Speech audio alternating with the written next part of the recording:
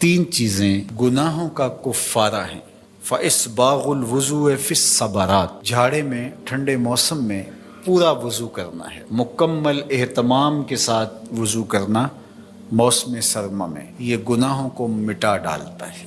اور دوسری چیز ارشاد فرمائی وَإِنْتِظَارُ الصَّلَاةِ بَعْدَ الصَّلَاةِ، ایک نماز کے بعد دوسری نماز کا انتظار کرنے بیٹھ جانا، کہ عصر پڑھ لی اب مغرب پڑھ کے جائیں گے، مغرب پڑھی اب عشاء پڑھ کے جائیں گے، تو ایک نماز کے بعد دوسری نماز کا انتظار۔ حضرت عبداللہ ابن عباس رضی اللہ تعالیٰ عنہ فرماتے ہیں کہ حضور فرماتے ہیں کہ میں نے اپنے رب کی زیارت کی۔ حضرت عبداللہ ابن عباس فرماتے ہیں کہ میرا گمان ہے کہ یہ حضور کسی خواب کی کہانی سنا رہے ہیں۔ تو ارشاد فرمایا کہ جب میں نے اپنے رب کی زیارت کی تو میرے رب نے مجھے کہا کہ یہ فرشتے جو ملائے اعلیٰ میں بحث کر رہے ہیں یہ کس امر میں گفتگو کر رہے ہیں، فرشتے کسی معاملے میں تکرار کر رہے تھے، تو ان کی گفتگو کس عنوان سے ہے؟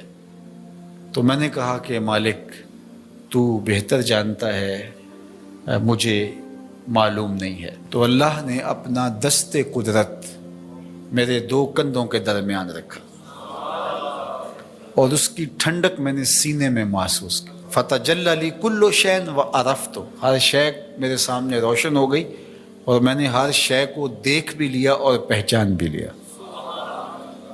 تو پھر میرے رب نے کہا کہ اب بتاؤ، تو ظاہر ہے اس کا دست قدرت میرے دو کندھوں کے درمیان آیا اور ہر شے میرے سامنے آ گئی۔ تو میں نے عرض کی یا اللہ یہ کفارات اور دراجات کے بارے میں آپس میں بحث کر رہے ہیں، اور وہ کفارات کیا ہے؟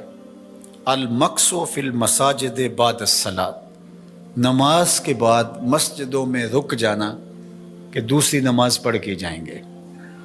اس پر فرشتے ملائے اعلیٰ میں عالم بالا میں بیٹھ کے گفتگو کر رہے ہیں۔ اللہ اکبر، یہ کتنا بڑا عمل ہے کہ جس پر فرشتے کہہ رہے ہیں بلے بلے، کیسے وہ لوگ ہیں جو ایک نماز کے بعد دوسری نماز کے لیے رک جاتے ہیں۔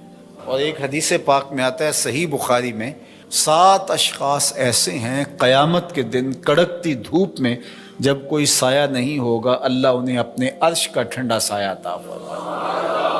ان میں سے ایک وہ آدمی جس کا دل مسجدوں کے ساتھ جڑا ہوا ہے، مسجد کی حاضری اسے بہت پسند ہے۔ دوسرا والمشی علی الاقدام الی الجماعات، جماعات کے لیے فرض نمازوں کے لیے مسجد کی طرف چل کے پیدل جانا، ہر قدم کے بدلے میں درجے بلند ہوتے اور گناہ معاف ہوتے ہیں۔ اللہ اکبر۔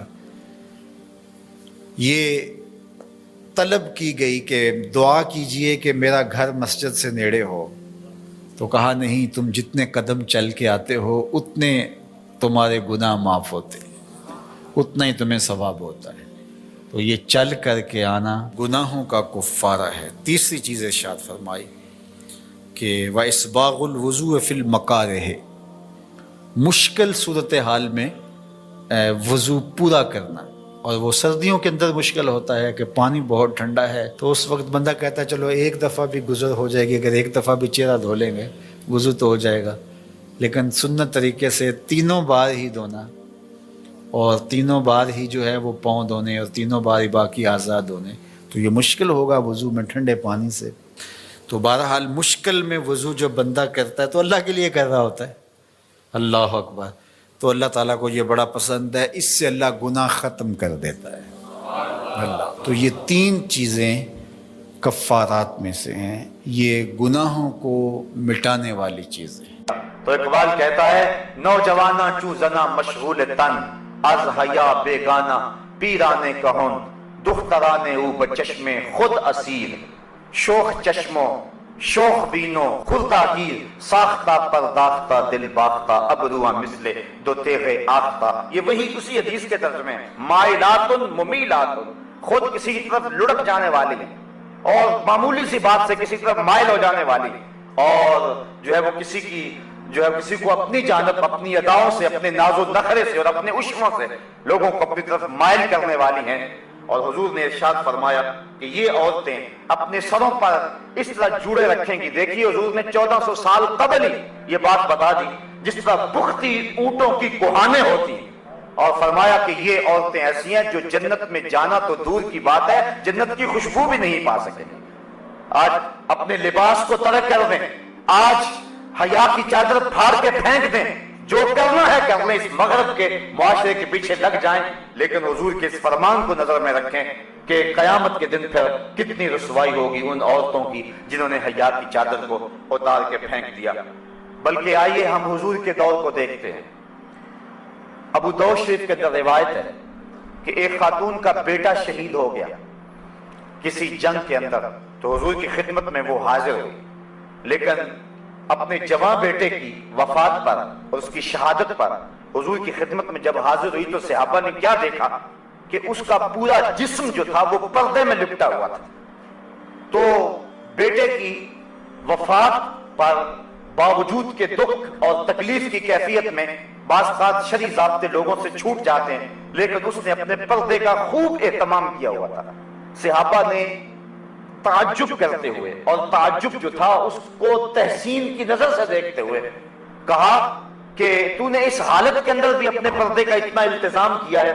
تو اس عورت نے جو جواب دیا وہ دختران ملت کے لیے کتنی روشن اور کتنی جو ہے وہ اجالے بانٹنے والی بات ہے. اس نے کہا میرا بیٹا فوت ہو گیا، میرا حیا تو فوت نہیں ہوا ہے، میرا بیٹا چلا گیا لیکن میرا حیا تو بھی باقی ہے.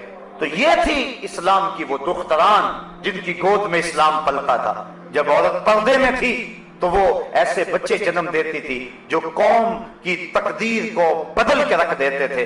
اقبال کہتا ہے تو نہ دانی کہ سوزے کے راتے تو دیگر گوں گر تقدیر عمر رہا. میرے قوم کی بہن تو نہیں جانتی کہ تو بہن ہو کے قرآن پڑھے تو عمر کی تقدیر بدلتی ہے، اور تو ماں ہو کے قرآن پڑھے تو بیٹا نیزے کی نوک پہ بھی قرآن سناتا ہے. آج اگر عورت سمٹ جائے تو معاشرہ پھیل جائے گا. میری بہن، میری بیٹی، تو نگار خانے کی زینت نہیں ہے، تو گھر کی آبرو ہے. تو مغرب کی ٹینوں نہیں ہے، تو مشرق کی بیٹی ہے. تو محافل کا حسن نہیں ہے بلکہ تو چراغے خانہ ہے. تیرے دم سے کائنات کے اندر حسن ہے. مکالمات افلاطون نہ لکھ سکی لیکن اسی کے شعلہ سے ٹوٹا شرار افلاطون. اسی عورت کی گود کے اندر اسلام پلتا تھا. جب مائیں ام الخیر جیسی تھی تو بیٹے غوث اعظم جیسے جنم لیتے تھے. جب مائیں مائی راستی جیسی تھی تو بیٹے بابا فرید جیسے جنم لیتے تھے. جب مائیں سیدہ فاطمہ زہرا جیسی تھی تو بیٹے حضرت امام حسین جیسے جنم لیا کرتے تھے.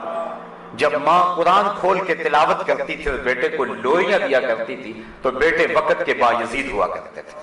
لیکن جب مائیں ایک طرف بیٹے کو دودھ پلا رہی اور دوسری طرف تھرکتی ہوئی تصویروں پہ نظر جمی ہوئی ہے